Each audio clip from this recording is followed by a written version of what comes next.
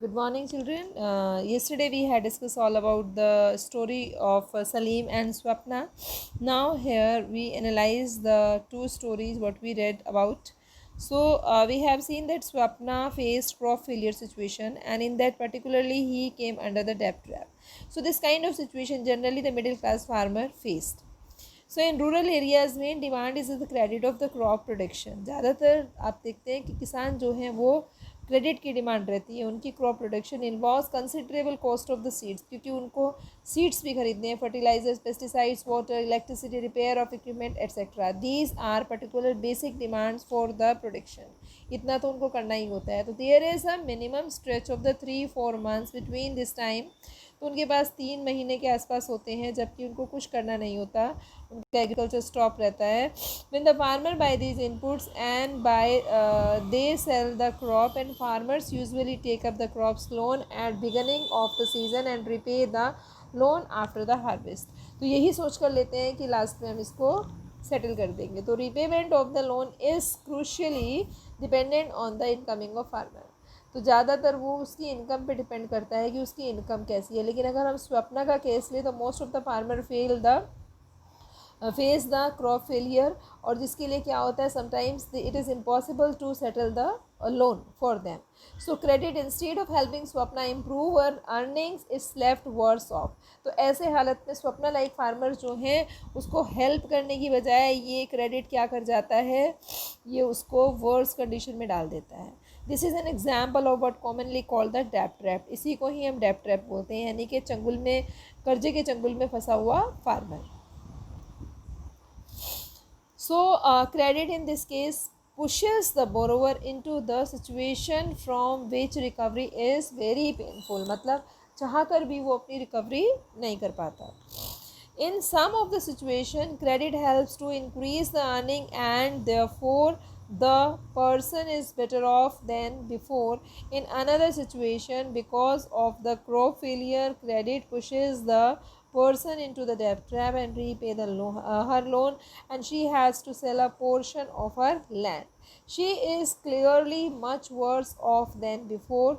Whether credit would be useful or not, therefore dependent on the risk in situation and whether there is some support in case of loss.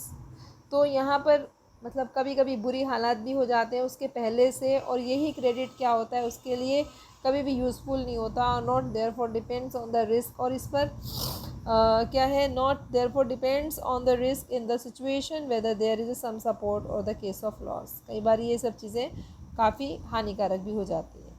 Now here another term is that term of credit. Term of credit क्या है, अगर यहाँ पर हम बात करेंगे तो formal and informal both the system. तो term of credits means like every loan agreement specifies interest rate with the borrower must pay the lender along with the repayment of the principal. मतलब यहाँ पर ये आया कि हर किसी जो भी हम क्रेडिट उठाते हैं, लेते हैं, उधार लेते हैं, ठीक है, जो भी हम ले रहे हैं बोरोवर को हमेशा क्या करना पड़ता है, उसे रीपेमेंट के लिए उसके मेन उसका प्रिंसिपल होता है, मतलब मूल तो देना ही पड़ता है उसको. तो in addition the lender may demand the collateral. अब जो लोन देने वाला है उसको कोलेक्ट्रल चाहिए. कोलेक्ट्रल क्या होती है, तो colorectal definition is given that is security, security of loan. Suppose करिए अब मार्केट में या बैंक से लोन उठा रहे हैं तो बैंक भी कुछ ना कुछ आपकी जो प्रॉपर्टी है on the basis of that he provide loan. अगर आप मनी लेंडर के पास गए तो वहाँ पर आपने कहा मुझे थाउजेंड्स ऑफ रुपीज़ चाहिए या मुझे 10,000, 15,000, 1 लाख चाहिए, तो भैया इसके बजाय तुम मेरे पास क्या रखे जाओगे, ठीक है, क्या चीज़ शो करोगे, तो कुछ ना कुछ गिरवी रखना पड़ता है, मॉर्गेज करना पड़ता है. तो that kind of thing is called collateral. ठीक है, कोई डॉक्यूमेंटेशन है या कोई पर्चा बनवा लिया या बही या फिर कोई स्टेटमेंट लिखवा ली, उसमें थंब इम्प्रेशन ले लिया, ये पता नहीं उसको, बेचारे वो लोग क्या होते हैं, इनोसेंट है, अनपढ़ हैं, दे डोंट नो एनीथिंग. और उसमें क्या होता है कि sometime they can say face the loss of their property. So collateral is an asset that borrower owns on such as the land and building vehicle, livestock deposits with bank and use this guarantee to a lender unit loan is repaid. तो कई बार ये सब चीज़ें उसमें collateral के लिए use की जाती हैं. लैंड भी हो सकती है, बिल्डिंग व्हीकल भी हो सकता है, लाइव स्टॉक्स. अब लाइव स्टॉक्स तो यहाँ बैंक को नहीं चाहिए, वो सिर्फ दिखा सकता है लेकिन फिर उसको बेचकर वो पैसा भी निकाल लेते हैं. ठीक है, तो ये सब चीज़ें हैं. If the borrower fails to repay the loan, ठीक है, अगर बोरोवर को लोन नहीं दे पाया, उसको सेटल नहीं कर पाया, तो lender has right to sell the asset. तो लेंडर को यह राइट है कि वो मकान, प्रॉपर्टी जो भी उसने पेपर्स में दिखाए हैं उनको बेचकर अपना पैसा निकाले. So property such as the land, titles, deposits with the bank and livestock are some common example of collateral used for borrowing. तो ये सब उसके एग्जाम्पल हैं. आप यहाँ पर पिक्चर्स में देख सकते हो. यहाँ पर एक हाउस लोन की बात की गई है कि मेगा ने जो है उसको एक लोन लेना है 5 लाख रुपीज़ का, और उसने एक परचेज हाउस किया है, और एनुअल इंटरेस्ट जिसका है उसका 12% है, लेकिन उसको कैसे मिल रहा है, उसकी जॉब के आधार पर मिल रहा है. 10 ईयर्स मंथली इंस्टॉलमेंट्स उनकी बनी है. Megha had submit to the bank documentation showing employment record that salary before bank agreed to give the her loan and bank retained as a collateral the papers of the new house. तो वो उसको loan किस में मिल रहा है, she is a regular employee कि नहीं, उसकी कोई नौकरी को खतरा नहीं है, वो लोन आराम से चुका सकती है. साथ साथ हाउस के पेपर किसके पास रहते हैं, बैंक के पास, कि जब कभी लोन पूरा होगा तब वो पेपर उसको मिलेंगे. Before that they can not be of her. So this was about the example of house loan. Now interest rate, collateral and documentation requirement and the mode of repayment together comprise what is called the term of credit, and the term of credit vary substantially from one. Credit arrangement is another, and this may vary depending on the nature of the lender and borrower. The next section will provide example of varying terms of credit in different credit arrangements. तो means is to से as like जो भी interest rate है, collateral है, documentation है, what ever the requirement is when a person is apply for loan. So it happens कि term of credit वो जगह जगह पर डिफरेंट होती हैं. ठीक है, वहाँ एक बार जो क्रेडिट का अरेंजमेंट हो जाता है उसमें क्या है, they may vary depending of the nature of the lender and borrower. So in the next section we'll provide the example of varying terms of the credit, different credit arrangements. So here we had discussed about the house loan and the interest and collateral. Now some stories have been given variety of the credit and arrangements. तो यहाँ पर आपके पास 3 characters दिए हुए हैं, और 3 characters भी वो डिफरेंट कैटेगरी के हैं, लेकिन सबके साथ लोन का सिस्टम ही है कि कौन फॉर्मल और इनफॉर्मल सिस्टम से लोन के साथ जो है उसका फ़ायदा हुआ है. तो इसको हम यहाँ कोशिश करेंगे समझने की quickly.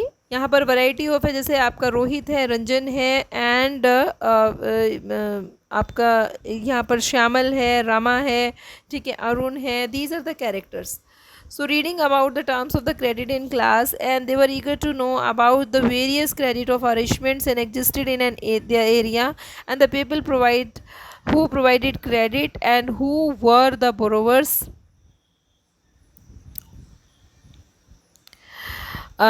They decide to talk some people in the village and read the record. तो ये है 15 नवंबर का है. We had directly for the field, ये सर्वे किया गया. Farmer labor would be working at the same time day. This field are planted with the potatoes crop, and first meet Shyamal, a small farmer, and Sonpur, small irrigated village.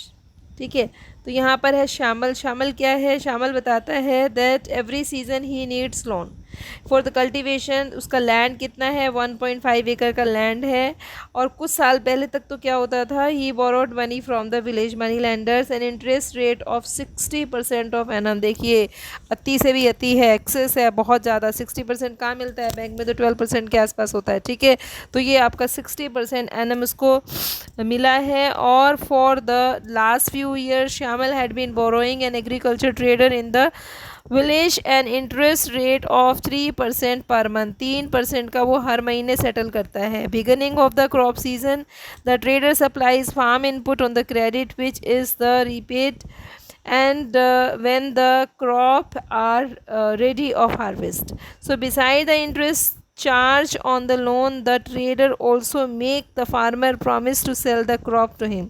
ठीक है, जैसे ही उसकी crop तैयार होने को होती है और उसको वो प्रॉमिस करना पड़ता है, क्योंकि वहाँ से उसने लोन उठाया है, कि वो अपनी फसल किसको बेचेगा, मनी लेंडर को ही बेचने वाला है.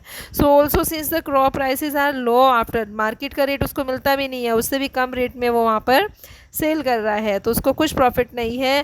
From buying the crop at a low price the farmers and then selling it the later in the price of risen. और वहाँ पर क्या करते हैं, वो उसका स्टॉक कर लेते हैं, लेकिन जब प्राइस हाई होते हैं तो वो उसको बेचते हैं. फिर है नेक्स्ट है अरुण का स्टोरी है, supervising the work of one farmer. Arun has a 7 acre of land. ठीक है, इसके बाद इतनी लैंड है 7 acres की है, और वो सोनपुर में क्या करते हैं, उन्होंने बैंक से लोन लिया कल्टीवेशन के लिए. इंटरेस्ट रेट कितना था आप देखिए, 8.5%. कहाँ 60%, कहाँ 8. Comparison you can see your self. And can be repaid any time the next 3 years. और वो 3 साल का उसको मोहलत मिलती है कि 3 साल के टाइम में वो कभी भी चुका सकता है जब उसको अच्छा लगे. ठीक है, अच्छा लगे इन द सेंस जब उसके पास सुटेबल सर्कमस्टांसिस हो. तो Arun plans to repay the loan after the harvesting by selling the part of crop. उसका प्लान है कि पहले वो अपना कुछ फसल बेचेगा, उसके बाद ही ये काम करेगा.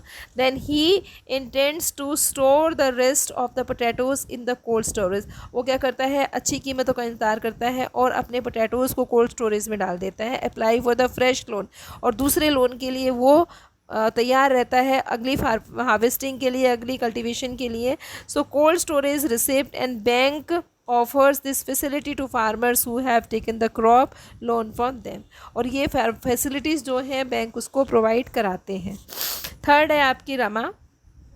रमा वर्किंग है, नेबरिंग फील्ड में काम करती है. She works agriculture labour and there are several months in the year Rama has no work. ये आपका सीजनल अनएम्प्लॉयमेंट जैसा ही है which we read last year. तो expenses on the sudden illness और the function the family also made through the loan. उसके घर में कोई बीमार पड़ा है तो उसको ज़रूरी है कि वो लोन ले, क्योंकि उसको वो सब चीज़ें पूरी करनी है जो कि मनी का एक मनी की नीड, मतलब मनी से नीड पूरी करने वाली हैं. तो रमा क्या करती है, she is depend on her employ medium land owner Sonpur, और वो सिर्फ क्रेडिट उठाती है and changes the interest rate of 5% per month. 5% per month उसको देना पड़ता है. तो रमा रीपे करती है, मनी लौटाती है and working of the land owner most of the time Rama has to fresh loan. ज़्यादातर उसको फ्रेश लोन उठाना पड़ता है before the previous loan has been repaid. मतलब पहला पे भी नहीं होता, दूसरा लोन उसको उठाना पड़ता है. At present she owes the land of 5,000. ठीक है, अब उसके पास क्या है, वो लैंड ऑनर ऑफ ₹5,000, उसको 5,000 रुपये मिलते हैं. दो the land honour does not treat her well. इतना देने के बाद भी वो उसको अच्छी तरीके से ट्रीट नहीं करते हैं. Continues the work from him, she wants take it loan from him and when she need. Rama tell us that the only source of credit landless people Sonpur are the land owner people. मतलब वो लोग बाहर नहीं जा सकते, केवल land owners के पास ही जाएंगे. क्यों? उनको डॉक्यूमेंटेशन से डर भी लगता है और डॉक्यूमेंटेशन का नॉलेज भी नहीं है कि बैंक में क्या होगा. उनको लगता है कि ये तो अपना ही बंदा है, जब चाहे तब मांग ले, और ना दे भी तो भी है. लेकिन उनको ये नहीं पता क्या what is the difference, the interest between the land owners and the bank. So these 3 story we have read here. The comparison you can see here, what kind of the exploitation take place by the land owners to these poor people of village. तो इसको इतना ही पढ़ते हैं. Video बहुत lengthy हो गई है, फिर आपका प्रॉब्लम करेगी अपलोड और डाउनलोड होने में. सो नेक्स्ट वीडियो में हम डिस्कस करते हैं cooperatives. That is very very important segment of this chapter. Okay, thank you and bye.